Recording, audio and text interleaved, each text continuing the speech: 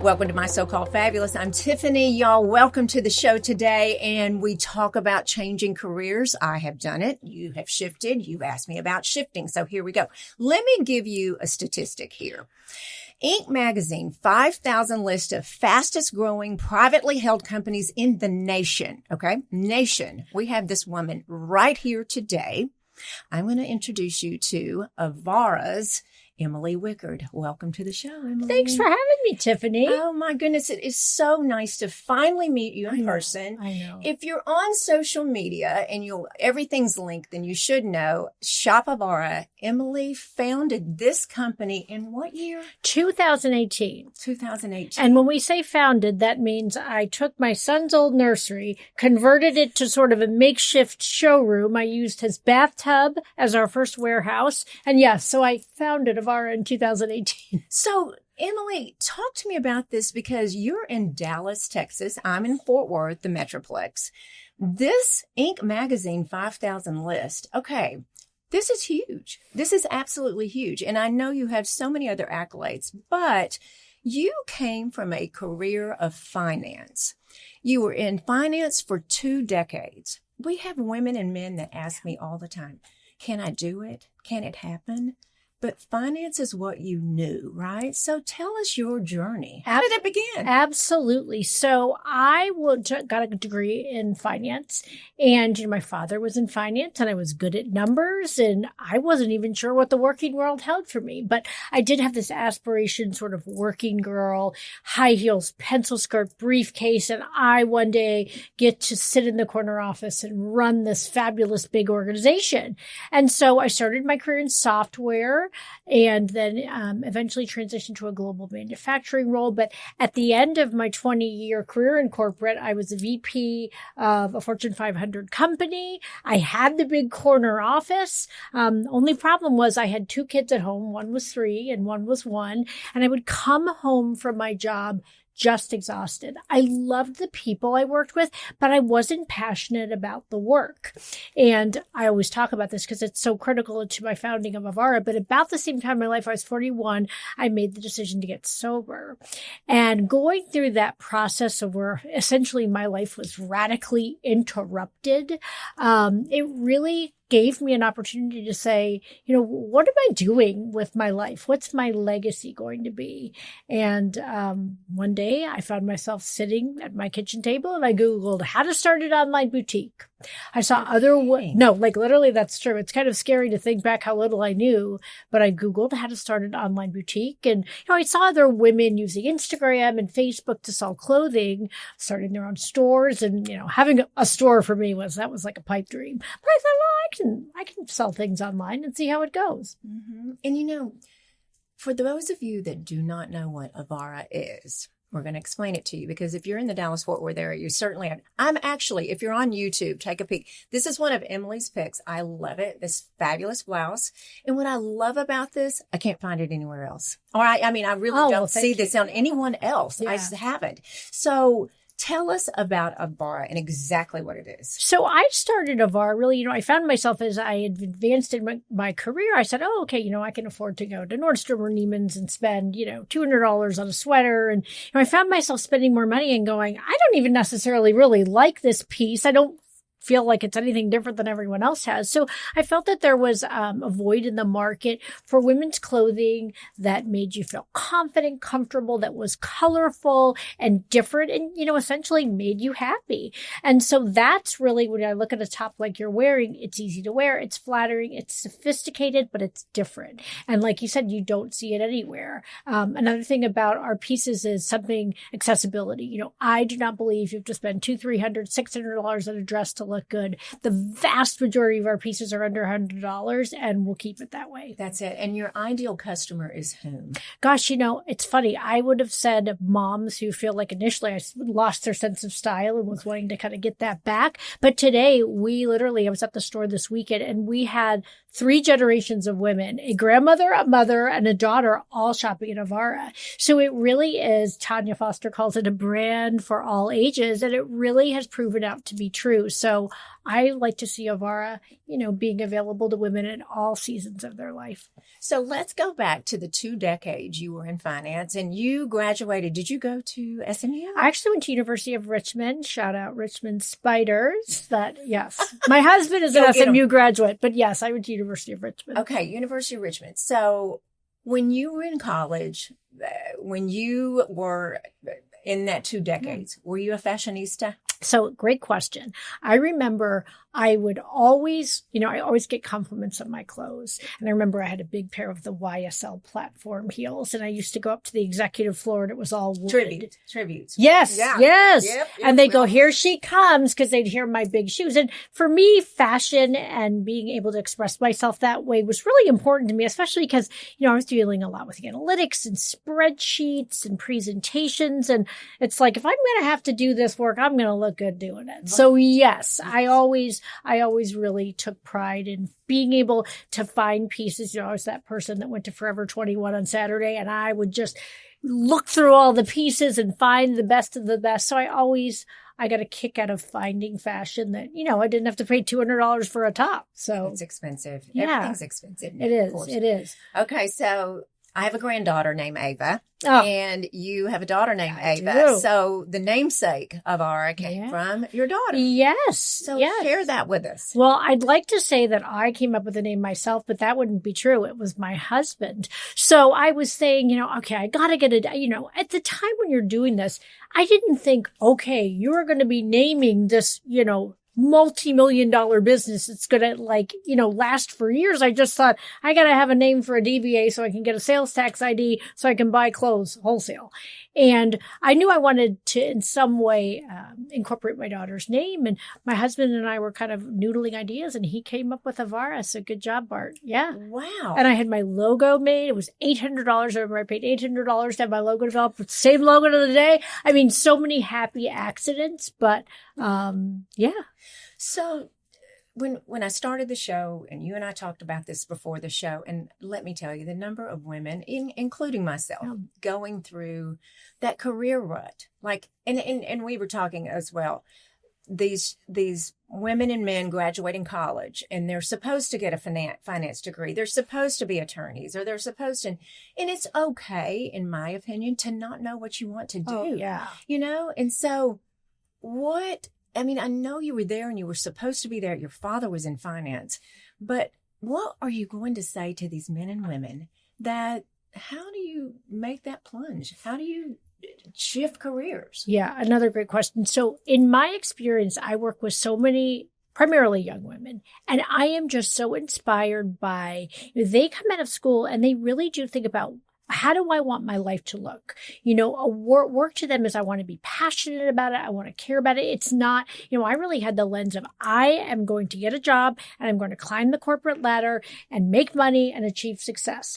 All of that today, I don't sense that with younger women, that's as much of a priority. And man, are they smart about that, because they're really looking at it from that, longer term perspective. Who I talk to a lot are women very similar to me. They call them like the golden handcuffs. Either they have long-term incentive compensation that they're tied to. They say, my God, I've been a lawyer for X number of years. I can't even imagine doing anything different. To me, I always tell people, and as much as this sounds so cheesy, but you really have to be passionate about whatever you do. I was approached by women, oh, you have a great personality. Do you want to sell this skincare line? Or do you want to sell this? I wasn't passionate about those things. I am passionate about fashion and I love clothes. So, there are things in life that you're really, those things in your gut say, I'm good at this. I enjoy this. You got to start there. And what I tell people is, my gosh, we have a saying that I love. It's wash the dish. So, on Thanksgiving, you've got all the dishes in front of you and you just say, I'm never going to get this done. Wash the dish, do the next right thing in front of you. And I think sometimes people feel like they've got to have it all figured out before they start. Couldn't be farther from the truth. Just take action and set goals for yourself. By the end of the week, I want to do this. Something simple, but that you can accomplish. If you're waiting for everything to be perfectly thought out, you're going to be waiting forever. So you got to be willing to take a leap of faith. So I shared with you, and my listeners and followers know, I'm a chef by trade. Yeah. I went to TCU, a nutrition degree, went to Johnson & Wales, got my culinary degree, chef's degree, and, did that for so long. And I was in that minutia. I'm like, if I show up one more day at a TV station at 3 a.m., I was very blessed to have my job. Sure. But, the shift with the pandemic and what we needed to do. And when I started this business, I thought I had to have it all figured out. Yep. And my goodness, I was in my 50s and I just didn't, because this industry, as you know, changes every single day. 100%. I mean, and your career shifts in the fact that you've had to adapt several different times. Ooh. There are always seasons of anything in life, and that is true for careers too. But I always tell people the one thing I'm going to guarantee you is going to happen to Avara is change. And a business that is growing quickly, being able to adapt and bob and weave with the changes, like that's something that's got to get you excited. And I tell people, hey, that is not for everyone. I'm not saying this is right and you're wrong, but if you're not willing to, constantly look to improve upon where you are, our organization won't be a good fit for you. So it's really finding those people that are adaptable, but again, always stay true to our values and what we set out to do. Mm-hmm. And your values, I've seen a lot of instilling confidence, and I'm sure you do that with your team. And what are the values of Avara? Yeah. So to me, one of the big fears I had, as I mentioned, I got sober 9 years ago, right before I started Avara, about a year or so before I started Avara. And, when I did this, I was absolutely passionate that I was going to be authentic. And I was seeing, influencers and people on social media that were showing you the very pretty outside, but you never really knew what was going on the inside. And through getting sober, I always say today, my insides and my outsides match. I always looked okay before I got sober. You would thought, oh, she's got it all together. But I was wearing a mask. I didn't have things all together. And today I feel like with Avara, I lead with authenticity. You're going to see the good. Mm-hmm. You're going to see the challenges. Positivity. This is something that I believe, you're as happy as you make your mind up to be. And, resiliency and adaptability, people that have a will to win and show up for customers in a way that, lets them know that we want them to be Avaristas for life. That's right. I'm glad you said that word. Avaristas. It's a tough one. It's a tough one, but I love it. I love it so much. I didn't come up with it, but it is a good one. Yeah. Absolutely. Well, we talk about my industry is podcasting and influencer marketing, content creating. You have really leaned in on influencer marketing. Yes. And I mean, it is impressive. Thank you. So tell us, because there's still people out there. I mean, I told you before. Yes. Oh, it doesn't work. It doesn't work. It works. Well, we wouldn't be where we are today, and I wouldn't be sitting here if it didn't work. Let me tell you that. And, I think the way, again, I use this word a lot, but authenticity. Our first influencer, her name was Natasha. We still work with her to this day. We kind of accidentally found each other, and we were just such a good fit from day one. And to me, I view our influencer community as an extension of our brand, an extension of our company. These are women who are out there hustling, working really, really hard to make livings for themselves. And the fact that they get to sell Avara and be a part of our growth and our journey is like something that's been really surprisingly fulfilling to me. I think influencers can get a bad name, like, oh, they're disingenuous, they're just pushing product. The women that we work with, we wouldn't be working with them as long as we have if we didn't really have a real relationship. And, we feel like that they're true to the brand and good representatives for us. And likewise, we care a lot about making sure our customers that the influencers sell to are really happy, and then we're going the extra mile for them. So it works. If you've got questions, DM me. Absolutely. And the authenticity and the transparency. And on this show, I have really opened myself out up to scrutiny, but it's my footprint. That's right. Why wouldn't I share? Because I had very early on, we've been doing the show 5.5 years, and I was talking about menopause and the symptoms of menopause. Yeah. And I said exactly my symptoms on the show. And these women were messaging going, I thought I was the only one. Yep. I thought I was the only one. And Yes. I went, you know what? There it is.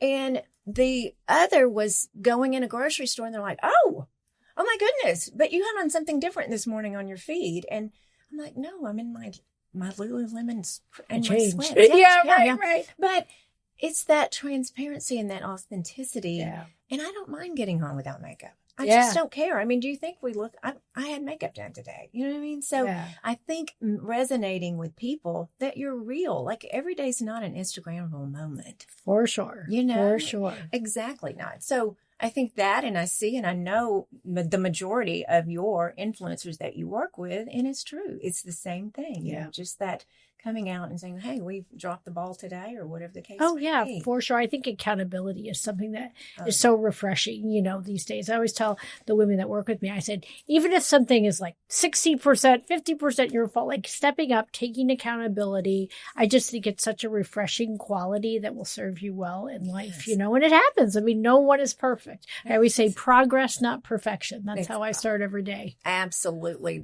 That's huge because, that I'm in my team, we have a very small team, but I'm like, okay, the world's not going to stop because it wasn't planned a newsletter. We're going to be okay. This is correct. I said, we're not saving lives. We're selling clothes. That's what I always tell my team. Yeah. Absolutely. Absolutely. Okay. You have 2 beautiful children and a husband. How do you balance all this? I really, truly, I think people say you can have it all. And you can some days and you can't other days. I am a big one day at a time person, and I have certain things, around my recovery that are the foundation for every day that I treat as priority. And then once I've done that, I do try to balance, I'm going to work. I love work when the kids are at school, and I'm so fortunate enough that I get to leave around 4:00 and come home to them, which before it would have been 6:30 in the corporate world and I'd have been back working at night. But, for me, I'm fortunate enough now that I have such an amazing team of people around me. I mean, when I go away or I'm on a buying trip, Avara is in great hands. And so being able to get comfortable delegating, and not only delegating, but hiring people that are smarter than yourself. I have recently hired some new gals on my leadership team, and I'm like, tell me what to do. I did not hire you to tell you what I think you should do. Sure, I'm going to have a POV and I have a vision for Avara, but these women have really, really taught me a lot. And I think being willing and curious and open to continue learning, I think, is a mark of a great entrepreneur. I love that. My husband has said it. He had a successful company, sold in 2018, and he has said it since the day I met him. Hire people smarter than yourself. For sure. I mean, to me, that's the ticket. You know what I mean? And then stay in your lane, by the way. Yeah, that's exactly right. Great advice. Of course, you have to keep your hands in a lot of things, but stay in your lane. Yeah. They won't let me make reels yet. I want Listen, to. the day I make a reel, things are getting ugly. But no, it takes me 3 to 5 business days. Literally. Oh gosh, that's faster than I don't even know if I could do it in 3 to 5. So but stay in your lane. So talk to me about risk, because obviously departing from a 20-year career is a risk for your family and yourself. Talk to me about risks in your company, and should people take risk, and how do you go? It's such a great question. I started this business. I mean, for a finance person, I probably shouldn't be admitting this, but I didn't really have a business plan. We've never taken on outside funding. We have been totally self-funded. I sold a piece of jewelry to start Avara. Yes, I did. And I said, I'm going to take this seed money and see what I can do with it. And finance background, growth is great, but it's got to be profitable growth. It's something that, today I guess we have 85 plus employees. Me making good decisions doesn't just impact me anymore. It impacts a lot of people's livelihoods. And so as much as I'm for growth, I'm for profitable growth that can be sustained. And involved in that is taking thoughtful risk. We made a decision to, from our inventory, we were selling on a product so quickly. I mean, we couldn't ramp new customers because all of our OG Avaristas would buy us out. So we started running some analytics and buying deeper and, investing in inventory at a time when, just markets are really uncertain and people don't know what's going to happen tomorrow. Yes, that's a risk, but it's a calculated risk. And, to me, again, I go back to the thought leaders that I have on my team and helping us manage through that. I ask them, okay, I tend to try in meetings, although it may not feel like that sometimes, to really listen to what my leaders say first and then give my POV, because I don't want to lead the witness. I really want them to feel like they're heard first without the bias of, oh, Emily wants us to do this, and that's been a shift with a lot of folks in the organization. I was kind of driving every decision for so long that now that I have this leadership team in place that again is smarter and more experienced in a lot of areas than myself, I really want them to take ownership and feel empowered to drive change and take risks too. Wow. That's amazing. So you were telling me prior to the show that you do a lot of your designs. Your team does a lot of your designs, which is so impressive. And was that a risk too? For sure. I mean, it's so funny. I would have, if you had told me, oh, one day you'll be, creating a private label and designing, I would have said, I have no skill to do that, but after a while you're doing this and we are just so close with our customers. I mean, our customers, we do everything for our customers and listening to their feedback in our store and online. We just saw that, hey, what our customers like and want wasn't in the market. And so we said, gosh, I wonder if we could figure out a way to design it ourselves, to really take those elements that made a piece of Avara and special and wearable. We got smarter, we felt, than a lot of the brands that we were shopping. And so we worked with partners in LA to start building out our private label. We call it Avara Exclusive. We are so excited. We just hired a new head of design. She's worked with some great brands in the industry. She actually had her own line previously. That's going to really help us build that out to where in the next year or so, the majority of pieces that we sell will all be Avara designs. We're still going to curate across great brands like THML. You're wearing one of our most popular brands, THML, and we love those partners. But we found that we can do it ourselves in a way that I think is a little different than what's available. That's amazing. So you started out, of course, in your son's bathtub. Yeah. In AJ's bathtub. That's right. I'll give AJ some credit there. So you started out that way. Then you had the brick and mortar on Lovers Lane in Dallas. Yeah. And I've been to that store many times. But is there a majority of where you do your business? 90% is online. Online? 90%, which shocks me. Shocking, isn't it? It is. And I think, again, that was pandemic led, but I think younger women too, like that I work with, are like, well, I want to get it home and try it on in my closet with my jeans and I go, it's actually pretty smart, but that brick and mortar store is so valuable to us because that is our face-to-face customer interaction. And we learned so much from our customers. And what I love is it's a little old house on Lovers Lane right by Love Field Airport.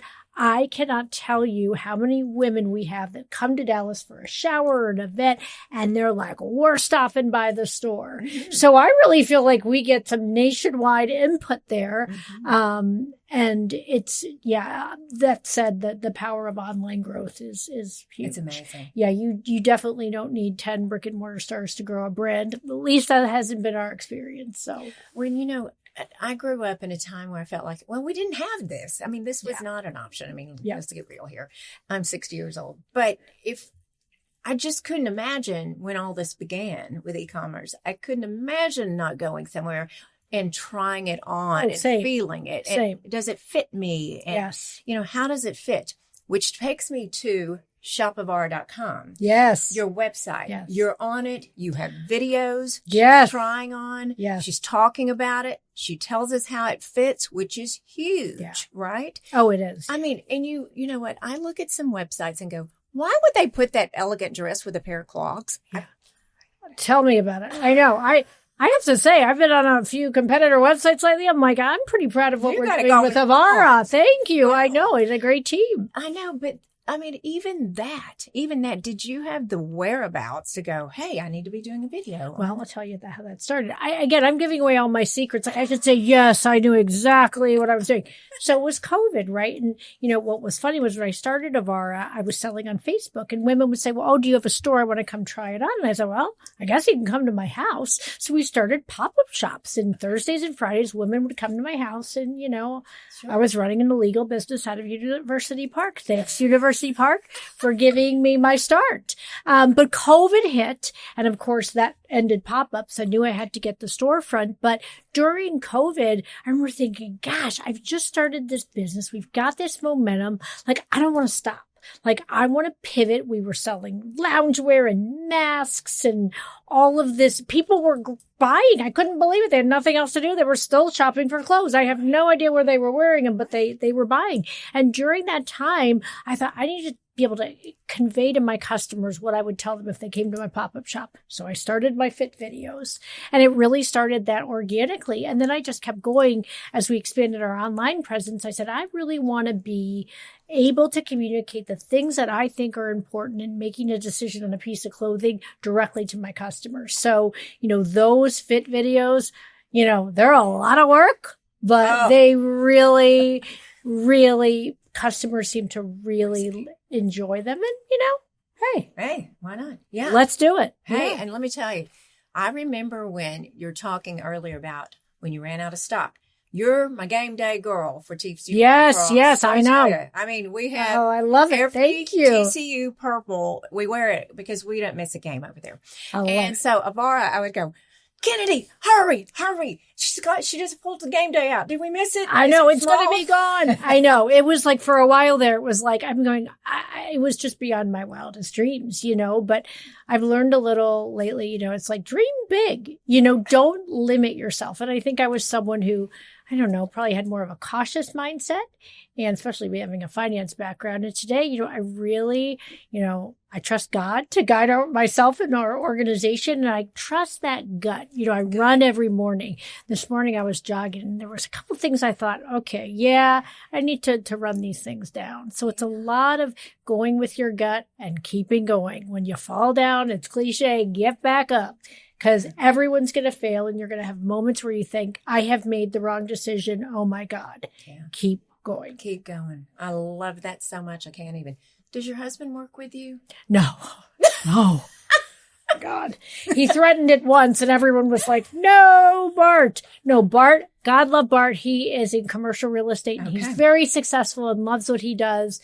So we stay in our own lanes as far as professionals. I hear about these men and women working together, and I'm really amazed, because I think it takes a really, really adaptable. I couldn't do it. Yeah. Bart and I, we opt not to do that. No. So I want to circle back to a part of your life you've shared on this podcast, but your sobriety. Yeah. How did you find the strength to do it?